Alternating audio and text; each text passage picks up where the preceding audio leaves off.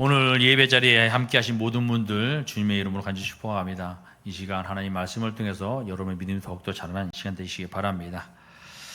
여러분 한 주간도 평안히 사셨습니까? 늘 하나님의 은혜 가운데 여러분의 삶이 평안이 있고 감사가 넘치는 이런 삶이 되시길 바랍니다. 어떤 똑같은 상황 속에서도 우리는 무엇보다도 내 마음이 늘 기쁨이 있고 감사가 넘쳐야 돼요. 우리에겐 하나님이 계십니다. 그 능력이 하나님으로 말미암아 어떤 상황 가운데서도 좌절하거나 낙심하지 말고 또 두려워하며 근심하지 말고 기쁨으로 살아갈 수 있기를 바랍니다. 우리가 이처럼 우리 세상 가운데 살아가면서 우리는 늘 기쁨으로 감사함으로 살기를 바라고 있습니다. 오늘의 삶보다는 내일의 삶이 더 나은 삶이 되기를 바라고 있습니다. 그런데 우리가 하나님 앞에서는 더욱더 어떤 삶을 살고 있느냐? 하나님 앞에서도 더욱더 진실한 삶으로 거룩한 삶으로 하나님 앞에 영광 올려드리기를 바라는 이러한 모습으로 살아가고 있는 것이죠. 그런데 이 세상 속에 살아보면서 너무나 바쁘고 힘들고 치열한 이러한 경쟁 속에서 우리의 기대와는 달리 크고 작은 실패를 경험하곤 합니다. 늘 기쁨과 감사가 넘쳐야 하는데 이처럼 크고 작은 실패 경험을 하면서 내가 기뻐하지 못하고 감사하지 못하고 원망하며 불평하며 이럴 때가 있다는 것이죠. 그러다 보니까 우리의 신앙이 하나님 말씀대로 온전한 삶이 아니라 내 삶은 누구인가 상처를 주기도 하고 또 스스로 다짐했던 믿음의 결단을 무참히 깨트리며 죄의 유혹에 넘어지기도 한다는 것입니다. 우리는 늘 교회 문을 나서면서 한 주간 하나님 말씀대로 살리라 다짐을 합니다. 사랑하며 섬기며 헌신하며 봉사하며 살려고 마음을 갖고 있는 것이죠. 그런데 막상 세상 가운데 나아가 우리 삶의 환경에 나아가니까 그러지 못한다는 삶을 살고 있죠. 그러다 보니까 어떻게 합니까? 그럴 때마다 내가 하나님 앞에 서게 됩니다. 그러면서 내가 왜 이렇게 하나님의 자녀로서 살아가는데 나는 하나님 말씀대로 살지 못할까? 내가 그렇게 결단을 하는데 결심을 하는데 왜 하나님 앞에 살지 못하고 죄를 짓고 있는가? 그럴 때마다 우리 마음속에 찾아오는 어두운 그림자가 있습니다. 이것이 무엇냐면 바로 자기 스스로를 향한 정죄, 자신을 정죄한다는 것이죠. 내가 정말 하나님을 믿는 사람이 맞는가? 하나님이 살아계심을 믿는데 왜 자꾸 나는 말씀대로 살지 못할까? 이런 마음을 갖고 있습니다. 또 하나님은 모든 것을 알고 계실 텐데 나 같은 사람도 사랑하여 주실까? 이런 질문을 내 스스로 해본다는 것이죠. 이러한 죄책감과 정죄감은 우리의 영혼을 나약하게 만들고 있습니다. 더 나아가서 깊은 낙심과 영적 무기력함으로 우리를 몰아넣고 있는 것입니다. 그러다 보니 스스로를 용서하지 못해 잠 못 이루고 괴로워하는 밤이 많아지게 되는 것입니다. 그러나 성도 여러분, 오늘 성경은 낙심하고 있는 우리를 향해서 놀라운 소식을 선포합니다. 오늘 8장 1절 말씀에 그러므로 이제 그리스도 예수 안에 있는 자들에게는 결코 정죄함이 없나니 라고 말씀하고 있어요. 예수 안에 거하는 자에게는요 정죄함이 없다는 것입니다. 오늘 본문은 우리가 예수 그리스도 안에 있다면 그 어떤 실패도 그 어떤 죄의 얼룩도 우리를 정죄할 수 없다는 것입니다. 왜냐하면 예수님께서 십자가에서 우리의 모든 죄를 대신 짊어지시고 다 이루었다 선포하셨기 때문인 것입니다. 오늘 말씀을 통해 예수 안에 있는 자에게 주어지는 참된 자유와 정죄함이 없는 은혜가 무엇인지 여러분 깊이 깨닫고 낙심과 두려움의 자리에서 일어나 기쁨으로 주님을 예배하는 복된 시간이 되시기를 주님의 이름으로 축복합니다.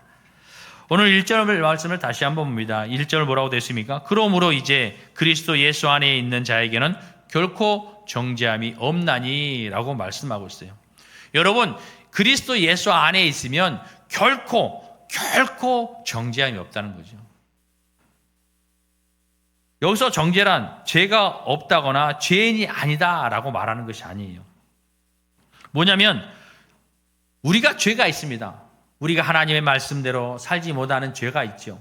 그런데 죄가 있는 우리에게 더 이상 죄값을 묻지 않겠다라는 말의 뜻이라는 것이죠. 예수 그리스도를 믿음으로 말미암아 예수님께서 우리의 모든 죄를 지시고 십자가에 달려 죽으실 때 우리의 모든 죄가 죽었어요. 우리도 죽었습니다. 그러나 우리는 연약하여서 죄의 본성이 우리에게 남아있죠. 그러다 보니까 세상 가운데 나가 살아갈 때 그 본성이 드러나는 거예요. 자꾸 죄를 질 수밖에 없는 것이죠. 그런데 예수 안에 있는 우리는 결코 정죄함이 없다.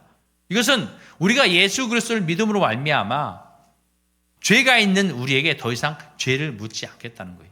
그렇다면 우리가 죄를 묻지 않으니까 마음대로 막 죄를 지으면서 살아가야 할까요?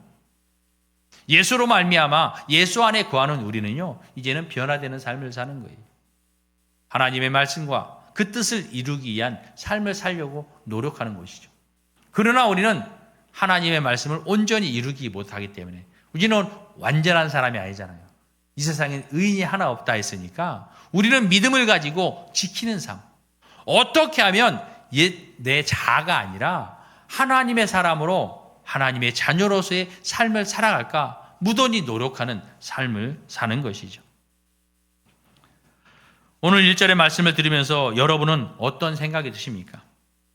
그 말씀을 통해 하나님의 은혜에 감격하며 기쁨이 여러분 속에 있습니까? 아니면 나는 아직도 죄에 빠져 있는데 정말 내게 정죄함이 없는 것일까 불안해하는 마음입니까? 여러분 그런 여러분들에게 오늘 바울은 선언합니다. 이것은 하나님의 법정에서 내려지는 법정 선언이라고 우리에게 말하는 것입니다. 죽을 수밖에 없는 죄인에게 내려진 법정 선언이라는 것이죠. 이것은 무엇이냐면 너에게는 무죄를 선고한다. 이 말과 같은 거예요. 왜 무죄를 선고받았습니까? 그것은 바로 예수 그리스도를 구주로 믿었기 때문입니다. 예수를 믿었기 때문에 그 사람의 자격과 상관없이 자유함을 어떻게 얻게 되었다는 것이죠. 우리는 죄인입니다. 죄의 값은 사망이에요. 죽음입니다. 그러면 죄를 가지고 있다면 죽어야 하잖아요. 그런데 예수님께서 우리의 모든 죄를 가지고 가셨어요. 우리 죄를 가지고 가셨기 때문에 예수님은 죽어야 해요. 왜? 죄의 삭은 사망이기 때문에. 그래서 예수님은 우리의 죄의 대가를 치르셨습니다. 그리고 부활하셨어요. 그러면서 우리에게 확증하셨습니다. 너희도 마지막 날에 이렇게 나처럼 부활할 거야. 이렇게 확증해 주셨다는 거죠. 그래서 이제는 너희는 죄가 없다. 어떤 내 공의가 있어서 내 어떤 행위가 선해서 죄가 없는 것이 아니라 하나님의 은혜로 말미암아 우리에게 그 죄를 묻지 않는다는 것입니다. 어떻게 이것이 가능할까요? 2절에서 그 이유를 설명하고 있습니다. 2절 보면 이는 그리스도 예수 안에 있는 생명의 법이 죄와 사망의 법에서 너를 해방하였음이라 라고 말씀하고 있어요. 여기서 두 가지 법이 나옵니다. 하나는 죄와 사망의 법이고 다른 하나는 성령의 법이 나오고 있습니다. 죄와 사망의 법은 죄를 지으면 반드시 죽는다는 법입니다. 이 법은요, 죄를 지으면 무조건 사망이에요. 그래서 죄와 사망의 법이라고 합니다. 이 법은 그 누구도 피할 수 없습니다. 그러나 하나님께서는 예수 그리스도를 믿는 자들에게 성령의 법을 허락하셨다는 것입니다. 이 법은 예수 그리스도의 십자가와 부활을 통해 우리에게 생명과 자유를 주시는 은혜의 법인 것입니다. 성령의 법이 죄와 사망의 법을 이기고 무죄를 선고받았다는 것입니다. 죄에서 해방된 것입니다. 왜냐하면 성령의 법이 죄와 사망의 법을 이기고 더 강력한 법이기 때문에 그 법을 이겼다는 것이죠. 일반 법정에서도 그러잖아요. 여러분, 우리가 일반 법정에서도 1심에 대해서 이제 판결이 나옵니다. 판결이 나오는데 거기서 유죄가 선고가 돼요. 그럼 어떻게 합니까? 상고를 하게 되죠. 상고를 합니다. 1심에서 분명히 유죄라고 판결을 받았어요. 그래서 상고를 해서 2심에서 이제 판결이 납니다. 2심에서는 무죄라고 판결이 나옵니다. 그럼 어떻게 될까요? 1심에서 했던 그 판결은 무효가 되는 것이죠. 왜냐하면 1심보다 2심이 상위의 법이기 때문에 1심의 결과는 이제 무효가 되고 2심의 결과가 확정되는 것입니다. 우리가 일반 법정에서뿐이 아니라 우리 교회 안에서도 노예법이 있고 총회법이 있습니다. 노예법이 총회법보다 상위에 있잖아요. 총회법이 최고의 상위법이기 때문에 노예에서 어떤 법을 우리가 개정을 하고 우리끼리 그것을 지킨다 할지라도 총회법에서 그것이 아니다 그러면 할 수가 없는 거예요. 불법인 것이죠. 이처럼 모든 법은 상위법을 따르고 있습니다. 오늘의 말씀 보면 이 생명의 성령의 법이 죄와 사망의 법 위에 있다는 것입니다. 상위법이라는 거예요. 그래서 우리는 그 생명의 성령의 법으로 죄와 사망의 법을 이기고 우리는 죄 사함을 받았다는 것이죠.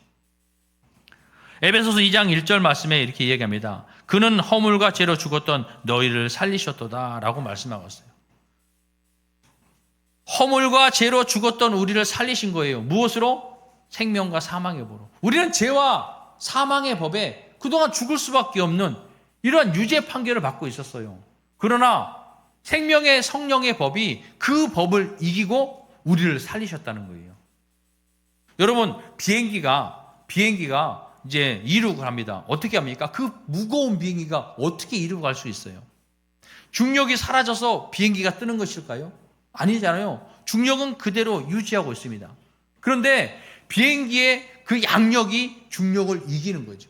그래서 비행기가 그 중력을 이기고 날아갈 수 있는 것처럼 이런 생명의 성령의 법이 죄와 사망의 법을 힘을 이기고 우리를 죄와 사망에서 건져내셨다는 것입니다.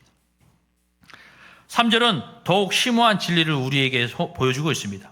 율법이 육신으로 말미암아 연약하여 할 수 없는 그것을 하나님은 하시나니 곧 죄로 말미암아 자기 아들을 죄 있는 육신의 모양으로 보내어 육신의 죄를 정하사라고 말씀하고 있습니다. 율법은 선하며 하나님의 뜻을 담고 있습니다. 그 율법이 나쁜 것이 아니에요. 율법이 죽이는 것이 아니라 율법은 선합니다. 하나님의 뜻이 그 율법 안에 담겨져 있습니다. 그러나 율법에는 한 가지 오점이 있다는 거예요. 한계가 있다는 거죠. 그것이 뭐냐면 우리를 구원할 수 없다는 것입니다. 우리가 율법을 통해서 내 죄를 깨달아요. 죄를 깨닫게는 할 수 있지만 그 죄로 말미암아 그 죄를 씻기고 구원에 이르게 하지는 못한다는 것이죠. 그 이유는 율법 자체에 있지 않습니다. 우리의 육신이 연약하여 율법을 감당할 수 없기 때문이라는 것이죠. 우리는요, 율법을 다 지키고 싶어요. 그러는 우리 연약해서 우리의 삶 가운데 그 율법을 지키지 못하고 내 삶으로, 내 의로, 의지로, 내 판단으로 살다 보니까 율법을 다 지킬 수 없다는 것입니다. 그래서 하나님께서 친히 개입하셨습니다. 독생자를 죄 있는 육신의 모양으로 보내셨다는 거예요. 이 땅에 보내셔서 그를 통해 우리의 죄를 정하게 하셨다는 것입니다. 우리가 받아야 할 사형 선고를 예수님이 십자가에 대신 받으셨다는 것입니다. 이것이 복음의 핵심이며 영원히 변하지 않는 놀라운 하나님의 은혜임을 우리는 기억해야 하는 것입니다. 그러면서 4절에 바울은 이 구원이 우리에게 실제로 이루어지는 중요한 조건을 이야기하고 있습니다. 4절 보면 육신을 따르지 않고 그 영을 따라 행하는 우리에게 율법의 요구가 이루어지게 하려 하심이라 라고 말씀하고 있어요. 영을 따라 행하는 것이 무엇입니까? 영을 따라 행하는 것은 예수님을 믿는 순간 우리 안에 성령님이 오셔서 내주하신다는 거예요. 예수 그리스도를 믿음으로 말미암아 우리 안에 누가 거한다고요? 성령이 거하신다는 거예요. 성령이. 그래서 우리가 육신에 있을 때는, 육신을 따르고 있을 때는 우리가 율법을 온전히 이루지 못하는 삶을 살고 있다는 것이죠. 그러나 내 안에 성령이 계셔서 그 율법을 온전히 이루도록 우리를 이끄신다는 거예요. 여러분이 살면서 우리는 하나님을 알지 못하는 삶을 살아갈 때는 죄가 죄인지도 잘 모르고 살았어요. 내가 하는 것이 작은 것이라고 생각을 하고 이것이 죄라고 생각을 안 하고 살아갑니다. 성경의 말씀을 보면 미움, 다툼, 시기 질투, 여러분 이것도 죄라는 거죠. 그러나 여러분이 살아가면서 이 말씀을 알지 못할 때는 미워하면서 질투하면서 시기하는 것이 죄라고 생각했습니까? 아닌 것이죠. 그러나 우리가 예수 그리스도를 믿음으로 말미암아 성령이 내주하셔서 그것이 죄를 알게 하는 거예요. 그래서 이제는 율법을 지킬 수 있도록 도와주시는 것이죠. 그래서 율법이 요구하는 것을 이루게 하려 하심이라는 것이죠. 과거에는 타락한 자, 즉 자기 중심적인 욕망과 자신의 의지로 우리가 살았다는 것입니다. 성을 행하려 하지만 결국 죄에 걸려 넘어지는 우리의 삶이었습니다. 그러나 이제는 내 안에 거하시는 성령님의 인도와 그분이 공급하시는 능력을 의지하는 삶을 살게 되었다는 것입니다. 즉 내 안에 내 삶의 주인이 바뀌었다는 것입니다.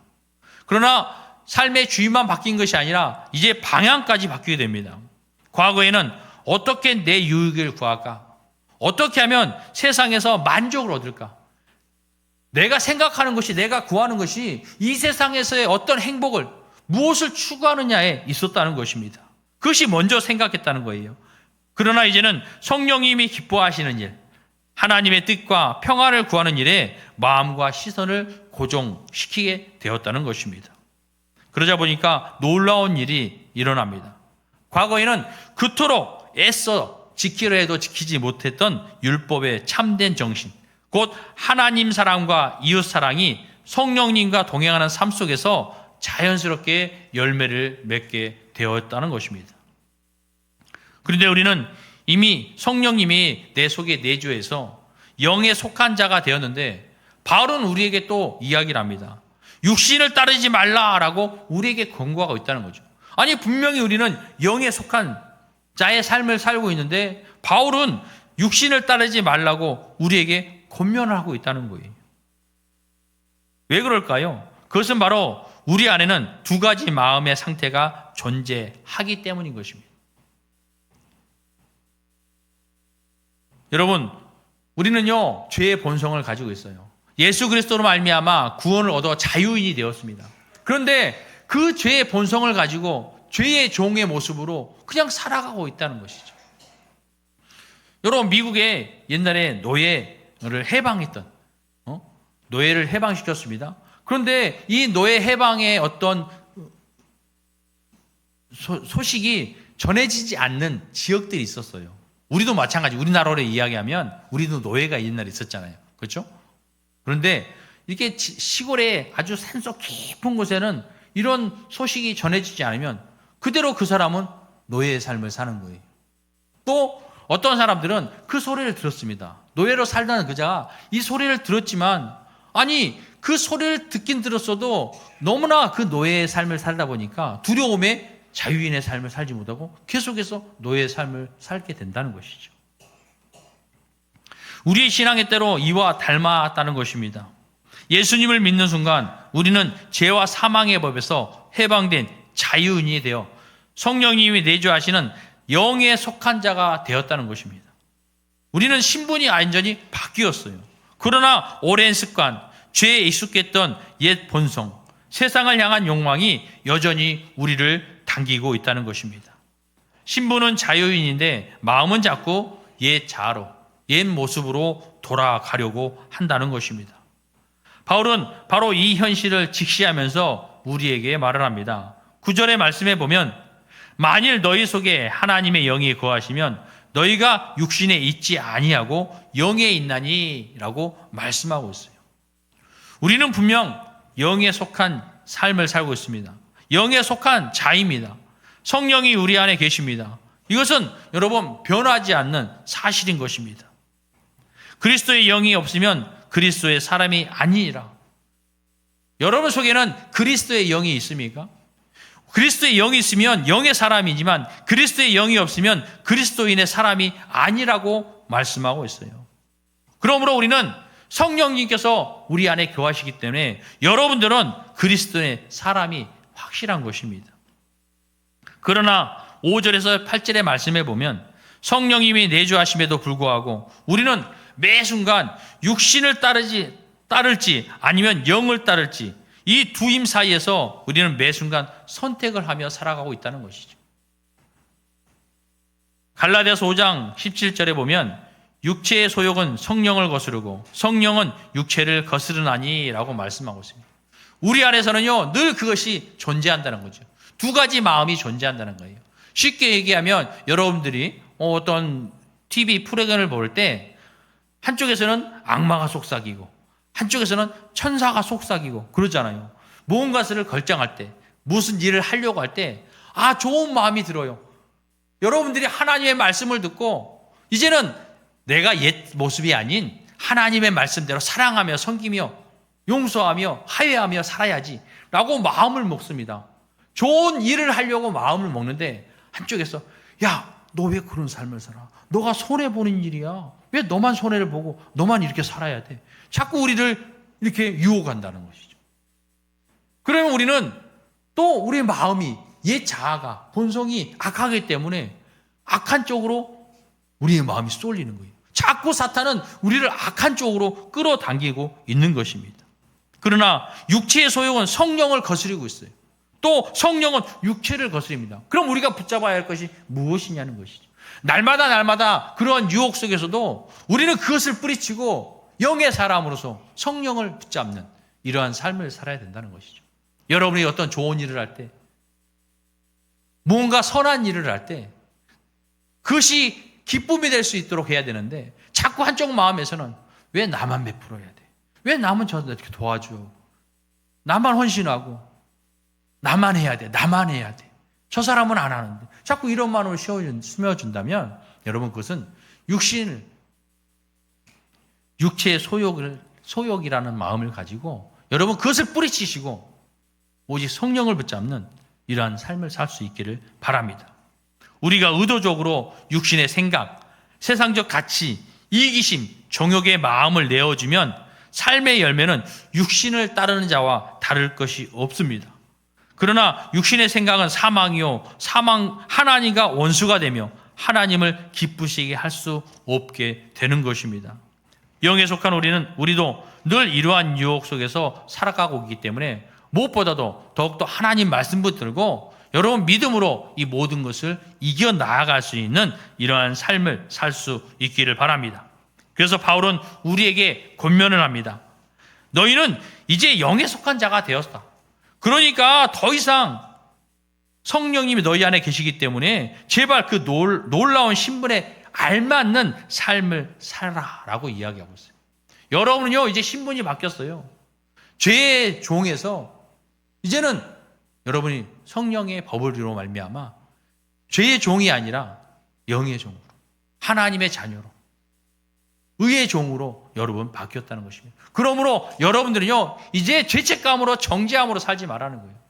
여러분의 세상 가운데 살아가면서 어떤 죄를 졌다 할지라도 하나님 앞에 회개하며 진정으로 하나님 말씀대로 살려고 노력하는 삶을 살아갈 때 그 속에 진정한 신앙의 기쁨과 감사가, 은혜가 있는 것입니다.